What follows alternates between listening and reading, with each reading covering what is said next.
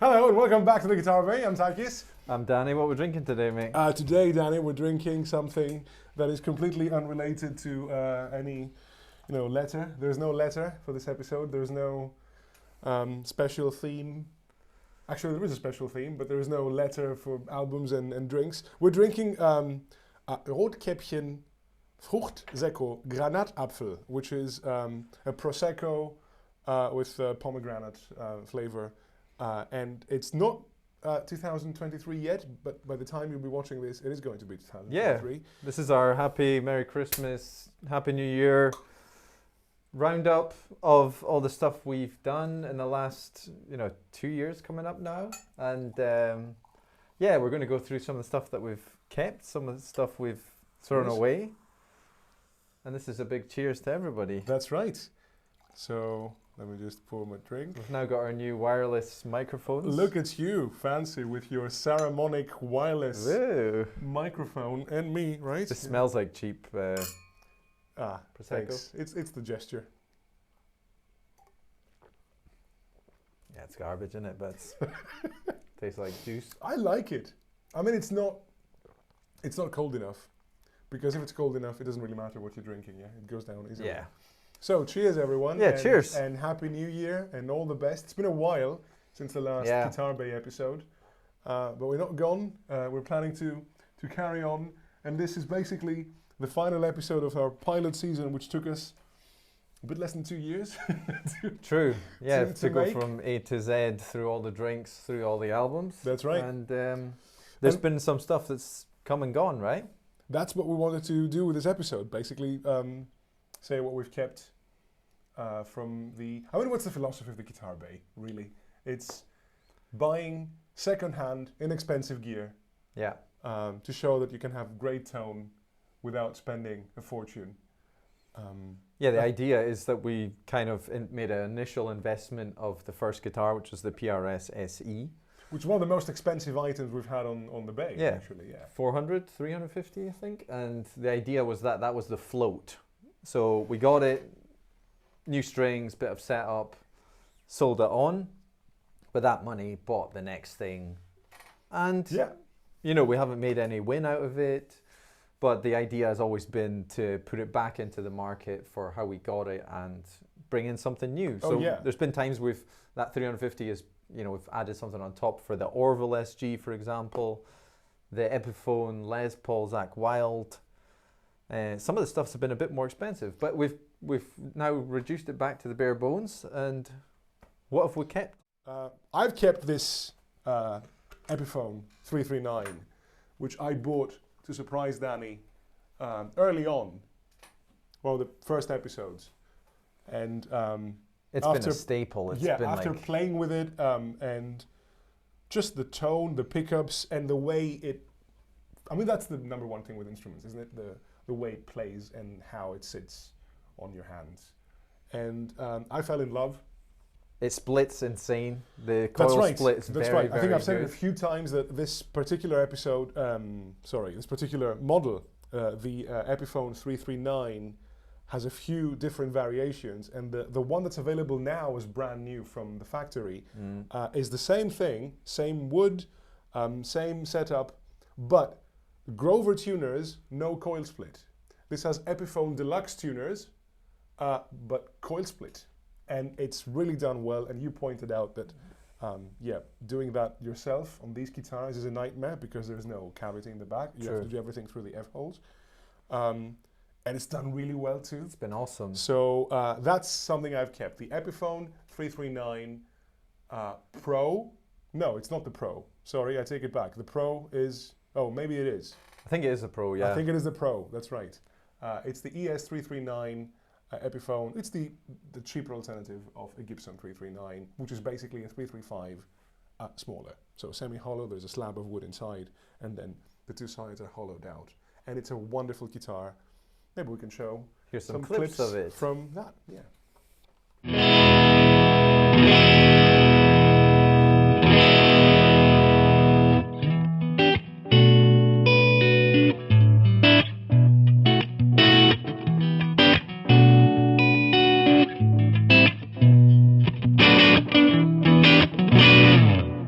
this, and then, you know, humbucker.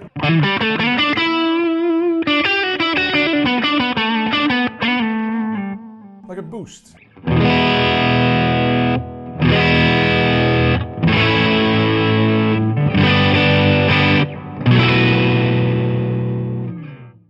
Yeah. Super versatile, epic guitar. So yeah, a keeper, a true keeper, and kept it has been. And that's the first thing we've kept, I think, in order of appearance, right? Yeah. I believe. No, that's actually not true. The first thing we've kept is right behind you.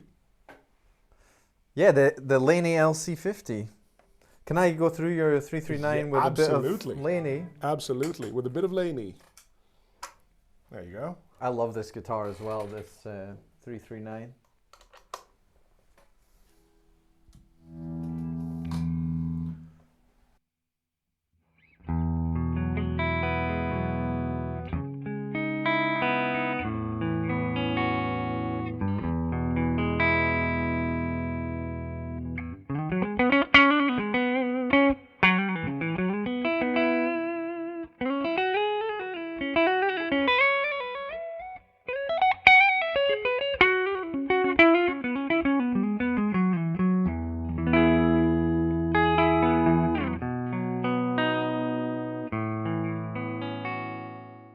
Where's the sweet spot, do you think? Probably. Depends. I mean, what do you want to play? If you want to play martially heavy gain stuff.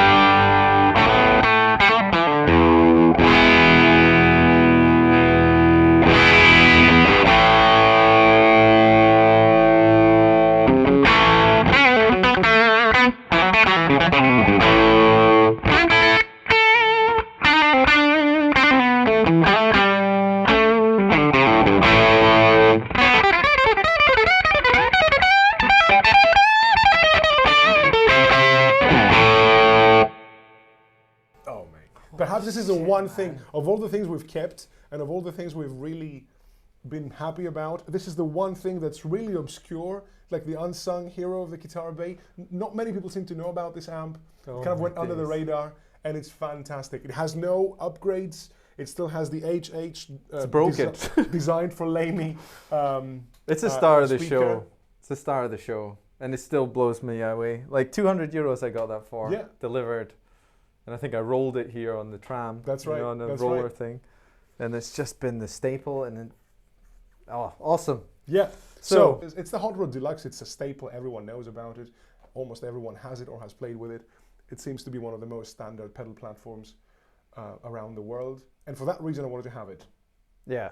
And I mean, we've played so often through that Hot Rod. Here's my Telecaster again. My trusty Axe. My Mexican Player Series Telecaster in the Hot Rod. Everything's on, apart from this. Obvious drop in volume, going from the humbuckers to the single coils. Nothing, just reverb.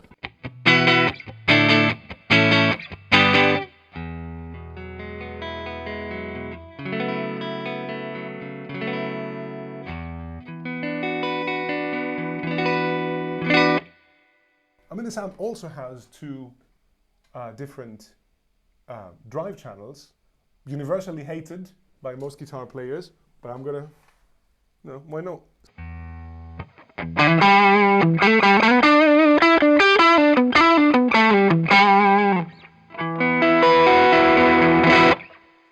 Mid nose, just a very, it's like a 1,000 tube screamers.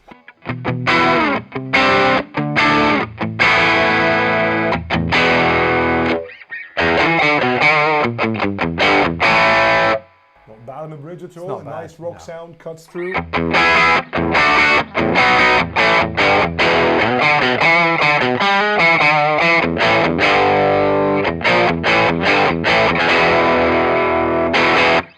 That's the drive, and there is the more drive, which is even more hated. More scoopy. So it's like hate, more hate.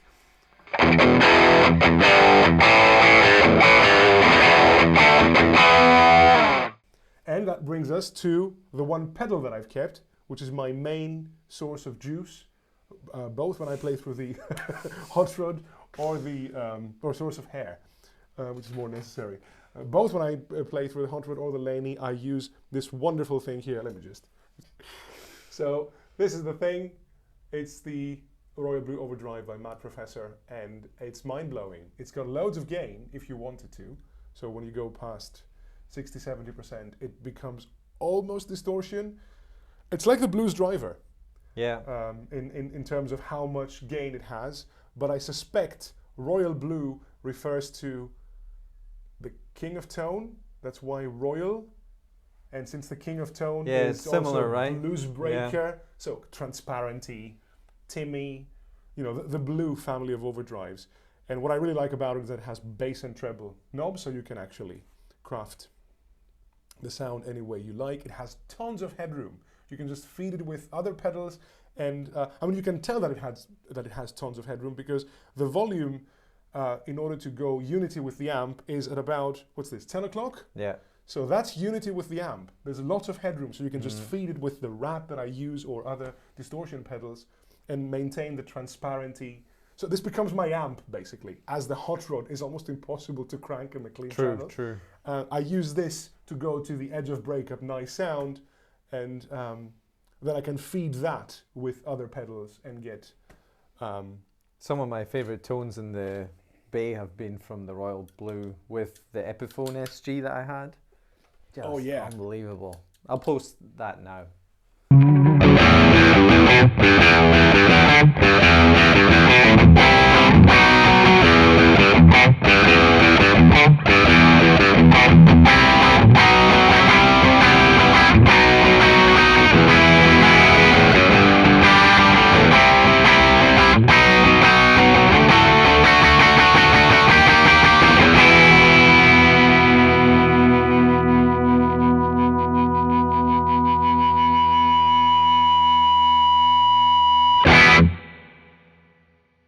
That's good, isn't it? Oh man.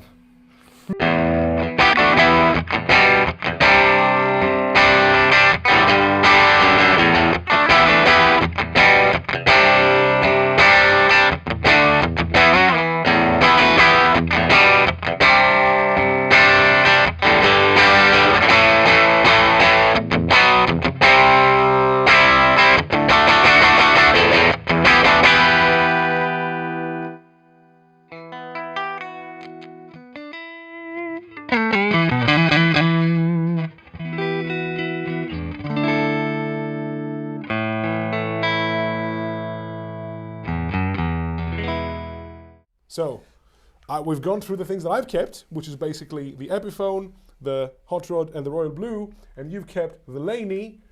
And the Blues Driver. The Blues Driver, of course, because it's unique, isn't it? The Blues Driver. There's nothing like it. And there goes the third thing. This baby, my Schecter, which is not the last episode, the one before it. Back, yeah. And just still the best guitar I've played, and I love it so much. It's just a perfect mix of Strat tones with, you know, with modern features. Modern features. Feels smooth, feels amazing. The neck is perfect. The frets are perfect. It's got all the things I don't like about a traditional Strat. They've fixed for me. And I mean, you sold your Jackson to keep. I mean, you didn't sell your Jackson to keep that one. But once this one came to your life, you decided, I don't need the Jackson anymore. This is one level higher. And it's got a nice... That's telling. It's got a nice bridge pickup, single coil. It's got everything. I mean, the pickups, mate, are insane. The pickups on this guitar are so good, so glassy, so clean. And yeah, just go ahead. I'll just go through some tones with the straight into the Laney. Go clean first. Yeah. And then go Blues Driver. Because Blues Drivers are just unique. There's nothing like it, I think. But it's nice. I'm gonna zip it.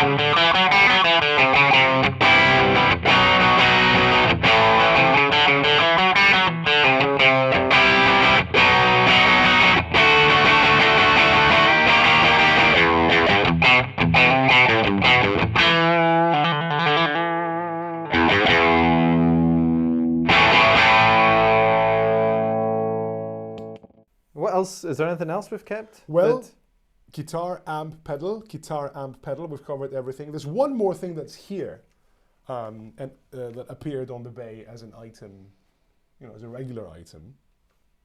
And I was planning to sell it, but it's gorgeous. It's a Paisley, it's the Harley Benton TE70, like a 70s Telecaster. And you said it the first time we played it, and I've been, every time I just noodle with it, it's a very thick neck. Yeah, it's very, you were not amused the first time, you don't seem to be more amused now. And I get it. I think it's beautiful. I think the finish is really nice. I paid 139 euros for this, because it was B stock. It's insane. So I didn't want to sell it, and I've decided to, which I haven't done yet, due to lack of time, but I would like to use it as a modding platform and start with pickups without spending way too much money. I think we'll just get a nice, like a Fender Tex-Mex. The Mexican pickups are amazing. Or the Yosemite pickups. I think this would upgrade this guitar significantly, because the playing, I mean, the neck pickup, which is something that happens a lot with Harley Benton Telecasters, I feel. Yeah. And some people say, I haven't played yet, but some people say those Squire anniversary, the anniversary with a golden hardware, which looks stunning. Many say the neck pickups are really, lackluster. But I mean, it doesn't sound divine. You wouldn't expect it to. I like the way it plays. I get it. It's thick. So, clean. Well, bridge.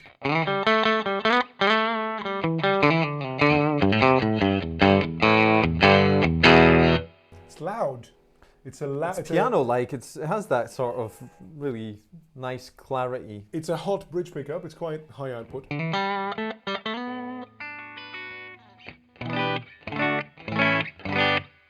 Stayed in tune. I think the last time I played it, I just banged it quite a bit, but it's solid. That's a solid bridge pickup. When you go to mid position, you see how the neck pickup is lacking, because now it doesn't have this. It's dull. And neck is.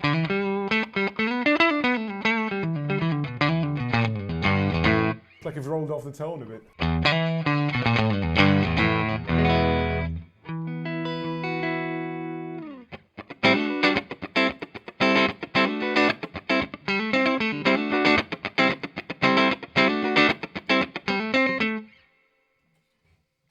It's new. It's a new pick, Danny. That's why it's falling off my fingers. The bridge is spiky.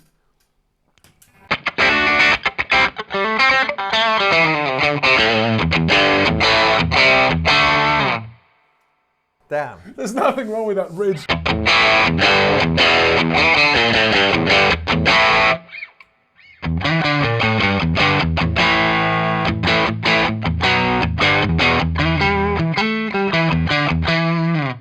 There's a lot wrong with that neck. Bassy.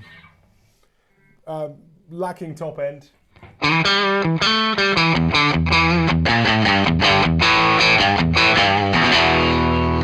You know what? I just put a neck pickup. I'm not going to get a set. Just a nice, glassy, cleany What do you think neck then? pickup. You know, we had a couple of Harley Bentons on. We've had the Junior, we had the 335 style. Yes. We had the Dog. We had this one. We had the Rickenbacker style True. guitar. They've all been We've got amazing. the acoustic. Yeah, I have the acoustic. That's one of the things I kept. Yeah, correct. I will post some Correct. video footage of my Harley Benton acoustic, which I gig. You know, the gigs we've played, I've used it, and it's friggin' amazing because I don't play acoustic often. And you paid $100 for it? It looks like a Second-hand? Gibson, Yeah, looks like a hummingbird. and I paid €100 for it. And someone wanted to buy it from me not long ago, and I said no. He wanted to give me €150 for it, and I said no chance.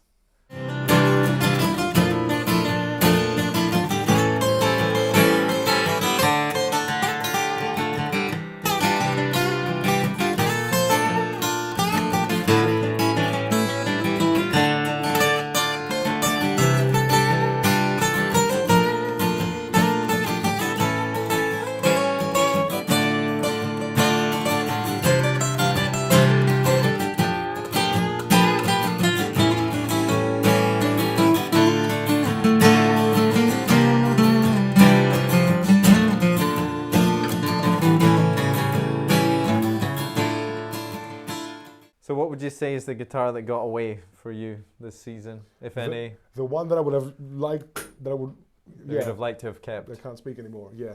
I can, while you think about it, I would say Guitar? mine is 100% the Orville SG60. I think some of the tones that I got from that, like that piano-like clean tones, with the King of Tone distortion, and then with the Marshall was just pure AC/DC. And the thing had mojo, you know, it was beaten up. And I sold it to a guy locally. Correct. And wow, that was just You came actually here to pick it up. Right? yeah, it was a super fun guitar. And that is for me the one that got away. The Zakk Wylde Les Paul was also like a bit of nostalgia sort of thing, but it's gone now as well, and I'm happy with what we've kept. I'm going to go for the vintage Telecaster. The vintage brand Oh, true. Telecaster. Butterscotch as well. I tried to buy it back. Yeah. I tried. I remember. messaged the guy saying, remember. "Hey," because he kept in touch and watches the show. Thank you if you're watching. But he said, "I said, have you still got it? You know, I would like to have it back because that Someone in bridge Belgium, pickup, right? yeah, that bridge pickup was just to die for." What the one thing that I was not crazy about on this guitar was the wide neck. So the neck was shallower, not as deep as this one, definitely, or even my Player Series. It was even shallower than that, but wider. And if you have big hands or long fingers, yes, that's fine. I don't, so that's the one thing that took a bit getting used to. Yeah. But what you just said now, that bridge pickup was insane, and the guitar was more decent than the average Harley Benton lowest line in terms of build quality, in terms of tuners, in terms of the volume knob cleaning. It was perfectly fine. And vintage, to me, that's I suppose most people who are into guitars, buying and selling and playing and all that, probably know this, but that's something I discovered recently, that vintage brand guitars, I consider them just another low-end maker, but Nah, they're up there with your with your Mexican, with your Epiphones Mexican for sure. guitars, and yeah, your lower end USA made guitars. Yeah, vintage guitars was the thing that surprised me, and I'm looking forward to more vintage guitars. Wink, wink. In the future. Oh. Yeah, we've got some more things for next season, and do. yeah, I think we should wrap it up. Yeah, let's do that. Say thanks for tuning in, and yeah, next year is going to be a good year as well. We've got some really cool stuff, and let's get to 1,000 subscribers. Let's do that too. But to those of you in the 700 something that are already subscribed, thank you so much for watching, for having watched, for subscribing, for commenting, for tolerating the massive and inconsistent breaks between episodes. True. Right? The idea is to have for the next season, to have some consistency and frequent episodes. I don't want to commit to anything, but I think something like twice a One month. a month, two a month. I think twice a yeah. month would be fair, because we have 2 years now and 30 something episodes, which is like 1 point something per Yeah. month. I think we can hit 2 a month. And Yeah. that would be the goal for me. And yeah, there's no album, there's nothing to finish the We've the run out of episode in the usual Prosecco. way. We've run out of Prosecco. I've got a tiny bit. So Say Cheers cheers, to thank nothing. you. a happy new year again, and we'll see you soon. Ciao, ciao.